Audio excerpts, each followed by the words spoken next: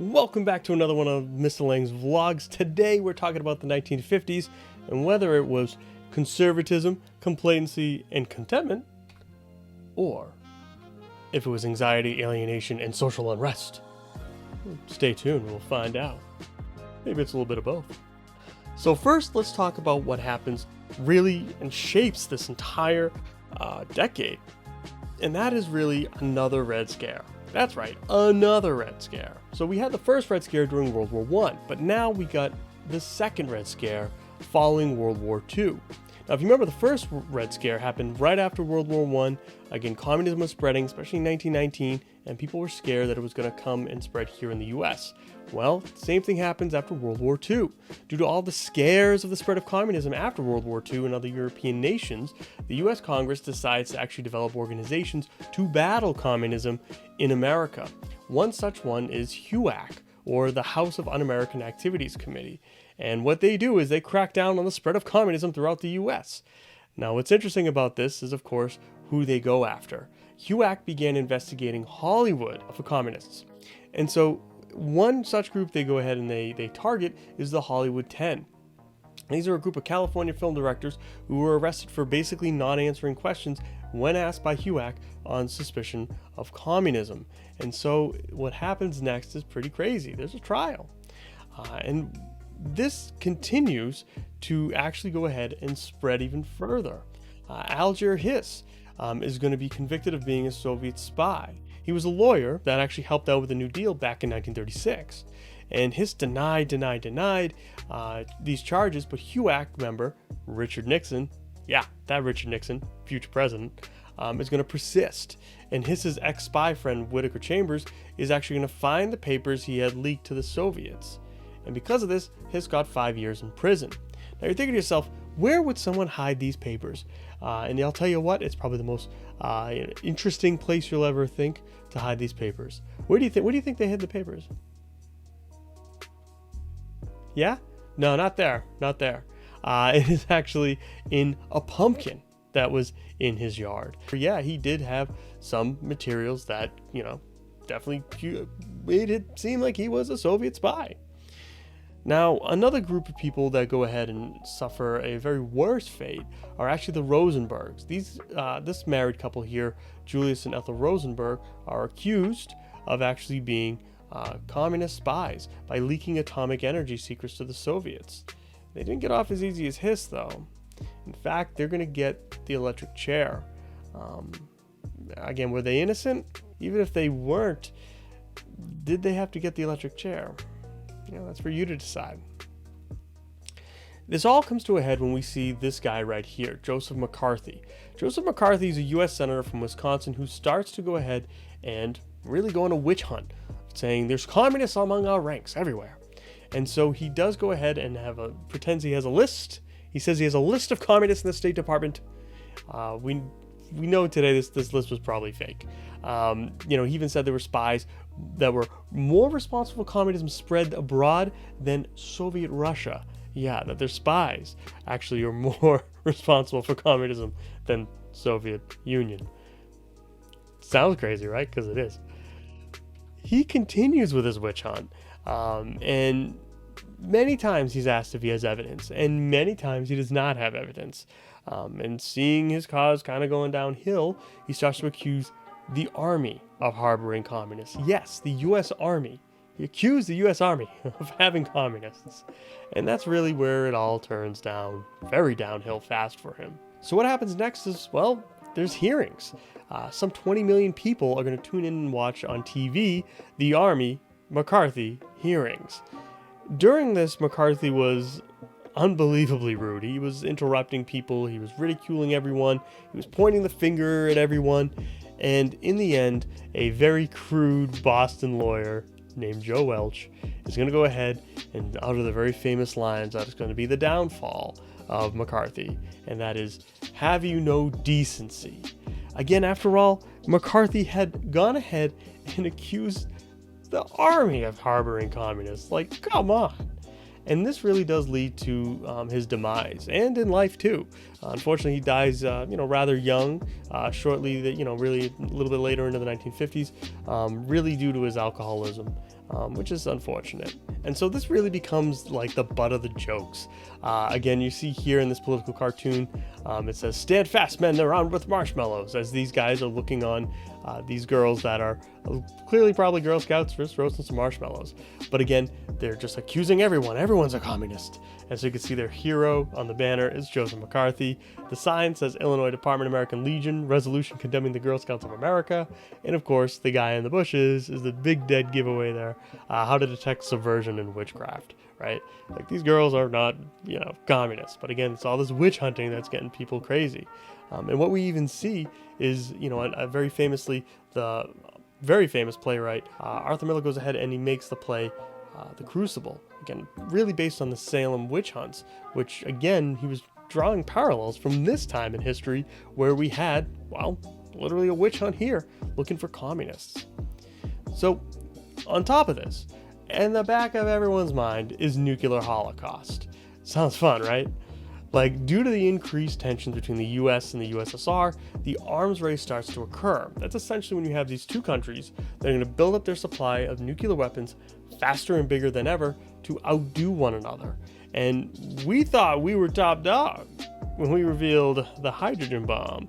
The hydrogen bomb is, of course, a more powerful atomic bomb. Very, very more, like 1,000 times more powerful. The problem is that it took a while for the Soviets to go ahead and get the atomic bomb really after we did. And so they're going to get the hydrogen bomb 9 months later.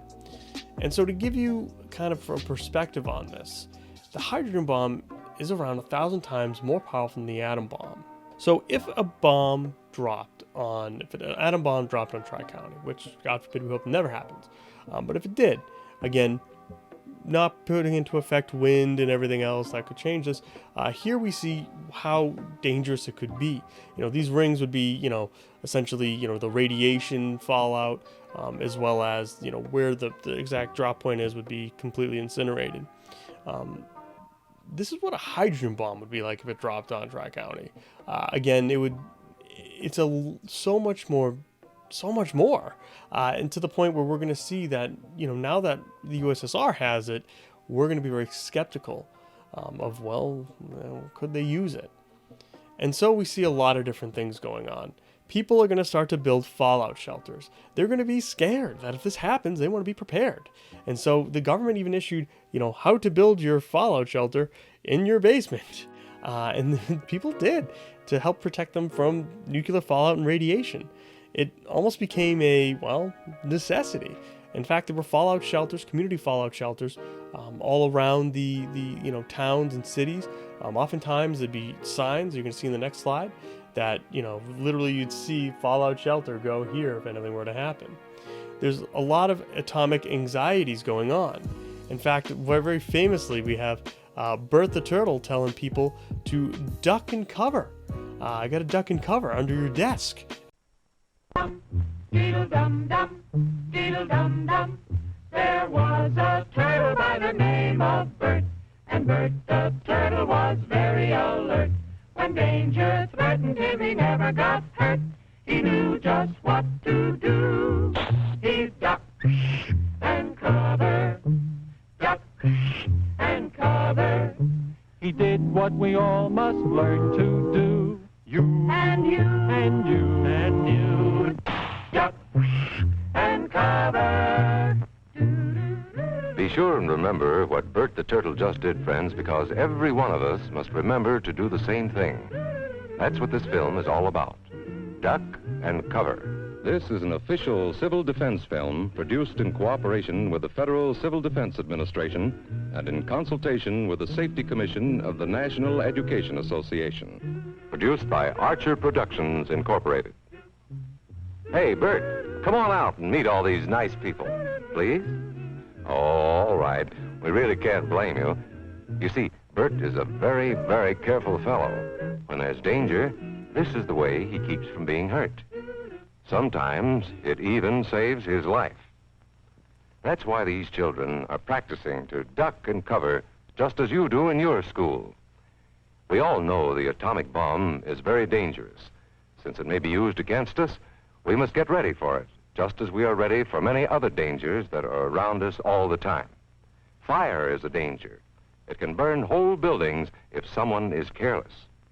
But we are ready for fires. We have a fine fire department to put out the fire, and you have fire drills in your school so you know what to do. Automobiles can be dangerous, too. They sometimes cause bad accidents, but we are ready. We have safety rules that car drivers and people who are walking must obey. Now, we must be ready for a new danger, the atomic bomb. First, you have to know what happens when an atomic bomb explodes. You will know when it comes. We hope it never comes, but we must get ready. It looks something like this. There is a bright flash, brighter than the sun, brighter than anything you've ever seen. If you are not ready and did not know what to do, it could hurt you in different ways. It could knock you down hard or throw you against a tree or a wall. It is such a big explosion, it can smash in buildings and knock signboards over and break windows all over town. But if you duck and cover like Bert, you will be much safer. You know how bad sunburn can feel. The atomic bomb flash could burn you worse than a terrible sunburn, especially where you're not covered. Now, you and I don't have shells to crawl into like Bert the turtle, so we have to cover up in our own way. First, you duck, and then you cover. And very tightly, you cover the back of your neck and your face. Duck and cover underneath a table or desk or anything else close by. In Betty's school, they are talking about the atomic bomb, too. Betty is asking her teacher, how can we tell when the atomic bomb may explode? And her teacher is explaining that there are two kinds of attack, with warning and without any warning. We think that most of the time we will be warned before the bomb explodes, so there will be time for us to get into our homes, schools, or some other safe place. Our civil defense workers and our men in uniform will do everything they can to warn us before enemy planes can bring a bomb near us. You may be in your schoolyard playing when the signal comes. That signal means to stop whatever you are doing and get to the nearest safe place fast. Always remember, the flash of an atomic bomb can come at any time, no matter where you may be. You might be out playing at home when the warning comes. Then be sure to get into the house fast, where your parents have fixed a safe place for you to go.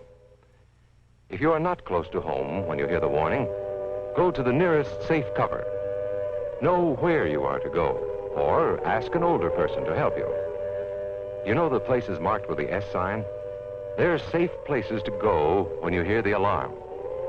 If there is a warning, you will hear it before the bomb explodes.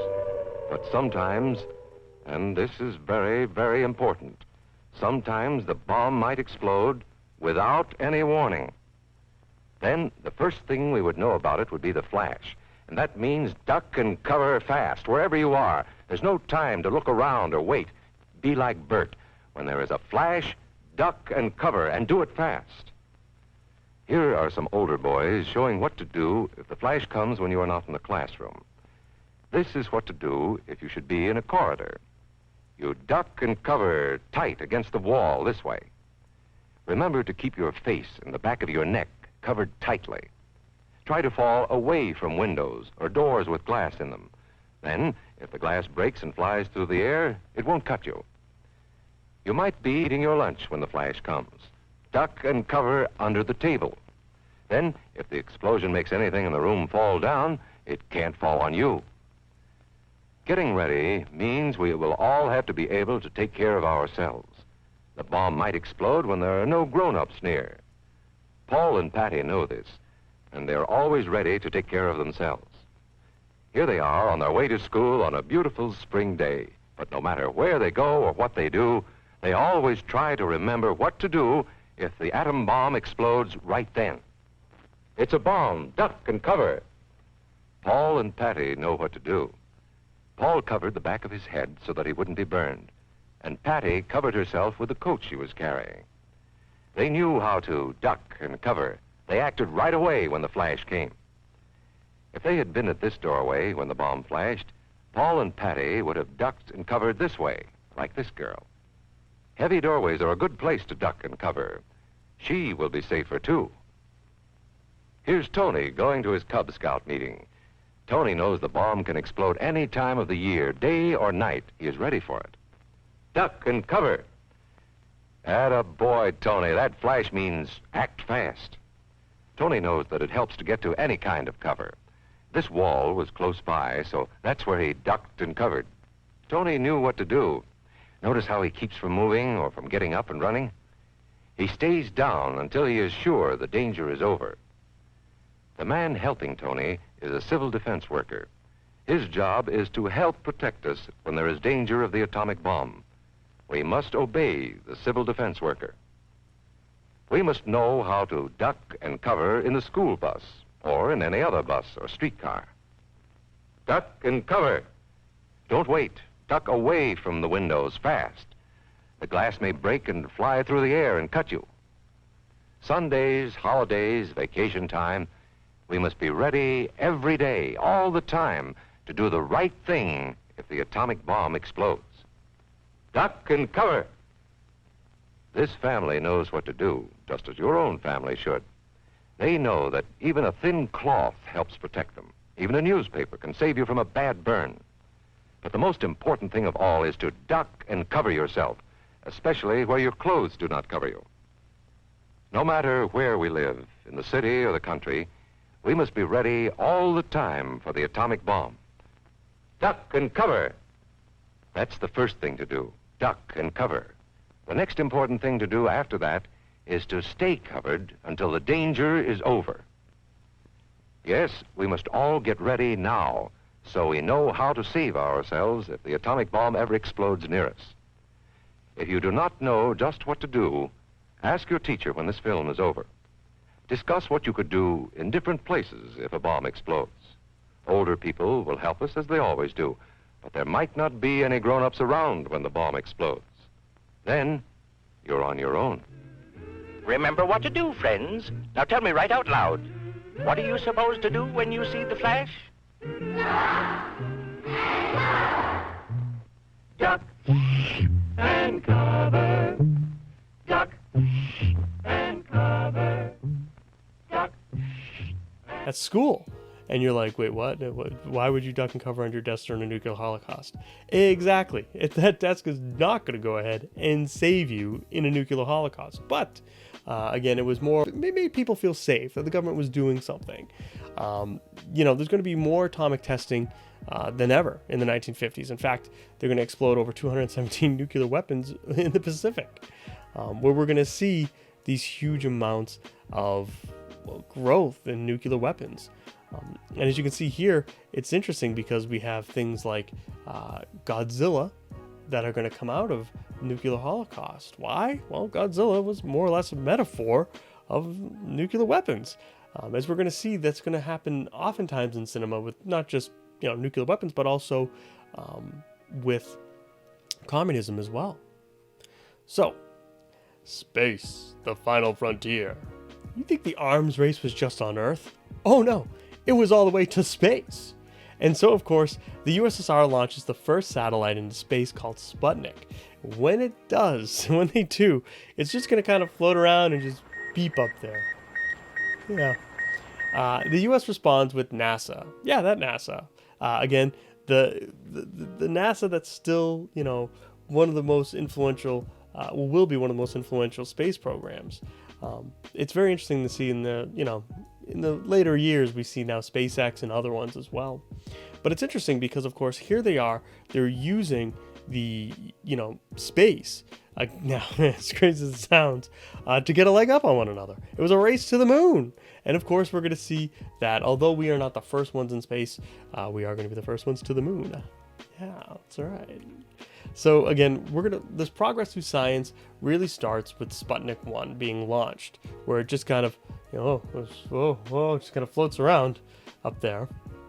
And people thought that thing was spying on us, like that thing's spying on us.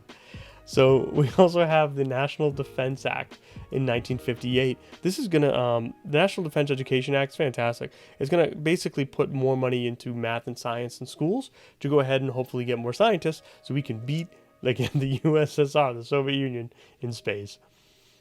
Now, during this whole era, we haven't even talked about the guy who really reflects it, and that is the president. President Eisenhower is going to be really the epitome of the 1950s. He's going to be president for the majority of the 1950s, and, he's very famous for his time as a World War II general, especially for the D-Day landings that he helped orchestrate. And so, life in the 1950s really is based on modern republicanism for him.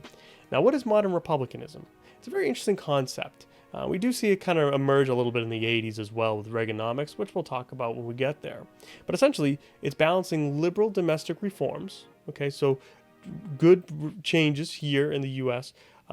With conservative spending, okay? So smaller government, lower taxes, more state power.